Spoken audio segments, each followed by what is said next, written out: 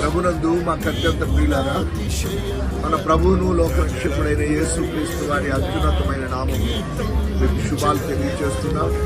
దేవుని మహాకృపను బట్టి 2025వ సంవత్సరంలో భూదిగంతాల వరకు నా పరిచర్య కొరకై నిన్ను ఏర్పాటు చేసుకున్నానని ప్రభు చిన్ననాటి దినాల్లో, ఆ బాల్య దినాల్లో దేవుడిచ్చిన పిలుపు, ఆ వాగ్దానం, ఆ దర్శనం నెరవేరుస్తూ నేడు దినాన ప్రపంచ దేశాల్లో అనేక ప్రాంతాలకు వెళ్ళి సువార్త పని చేయడానికి ప్రభు సహాయం చేస్తున్నారు.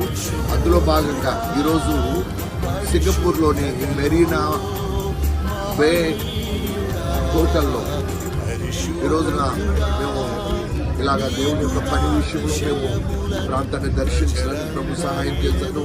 ఈ రోజున సింగపూర్లో, రేపు ఎల్లుండు మలేషియా, ఇండోనేషియా ప్రాంతాల్లో స్వార్థ పని చేయడానికి ప్రభు సహాయం చేస్తున్నారు. ఆ పరిచయం కూడా ప్రార్థన చేయండి. మీరు కూడా మాతో కలిసి జతకలవండి. దేవుని రాజ్య వ్యాప్తి కొరకాయి, అనేక ఆత్మల రక్షణ కొరకాయి మీరు కూడా పాటుపడండి.